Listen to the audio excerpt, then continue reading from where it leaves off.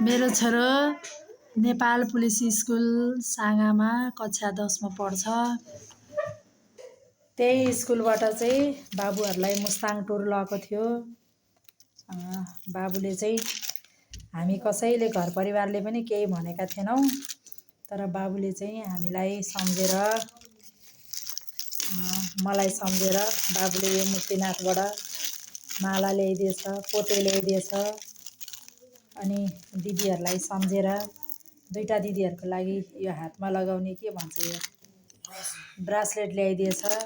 अनि ब्रासलेट दुईटा, अनि बाबाको लागि छुर्पी, अनि गुदपाक, अनि त्यसपछि यो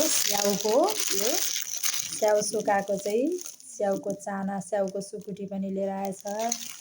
अनि त्यसपछि यो जिम्बु लिएर आएछ। यो विशेष गरी यो स्याउको सुकुटी चाहिँ यो एकदमै मुस्ताङको चाहिँ यो ओरिजिनल रहेछ। उहीँदेखि चाहिँ बोकेर ल्याएछ।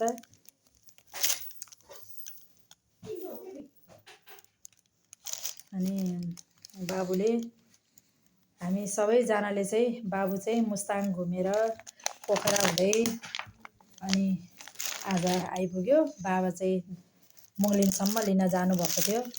जे भए पनि यति सानै उमेरमा हामी कसैले पनि घर परिवारले उसलाई यस्तो लिएर आऊ, यसो गर भनेर चाहिँ हामीले केही पनि भनेका थिएनौँ। तर पनि बाबुले यति सानै उमेरमा यसरी सम्झेर चाहिँ हामी सबैलाई चाहिँ लिएर आयो। सानो सानो कुराले पनि कहिलेकाहीँ नसोचेको खुसी दिँदो रहेछ। साथै बाबु चाहिँ मुक्तिनाथमा नुहाएछ पनि, नुहाएर त्यहाँको जल पनि घरमा लिएर आएर बाबुले चाहिँ पूजा कोठामा राख्यो। आशा छ मुक्तिनाथ भगवानले चाहिँ बाबुलाई सधैँभरि आशीर्वाद दिएर सही संस्कार र सही बाटोमा हिँडाउनु हुनेछ। तर आज नसोचेको बाबुले सानो सानो कुरा बाबुले उहाँबाट सम्झेर चाहिँ यसरी घरमा लिएर आउँदाखेरि चाहिँ हामीलाई एकदम नसोचेको चाहिँ खुसी, एकदमै खुसी लागिरहेछ। साह्रै खुसी लाग्छ।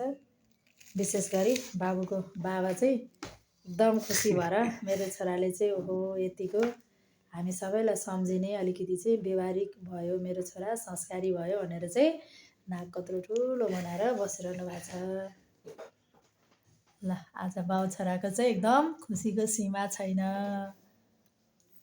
साह्रै चाहिँ बाउ छोरा आज एकदम खुसी भएर हाँसेर साह्रै चाहिँ हामीले चाहिँ केहीले भनेको थिएन, छोराले आफ्नै बुद्धिले सोबेको ल्याएर यति दिन बाउ आमा दिदीहरू सबलाई सम्झेर अनि मुक्तिनाथको चाहिँ जल पनि बाबुले ल्याएर अहिले चाहिँ हाम्रो पूजा कोठामा राखिसक्यो। अहिले चाहिँ भापु चाहिँ आइसक्यो। म टुर गएर 5 दिनको टुर पुरा गरेर अब म चाहिँ साह्रै नै खुसी छु होइन त बाबु? ल बाबुले लिएर आएको छ, खुसी लाग्यो।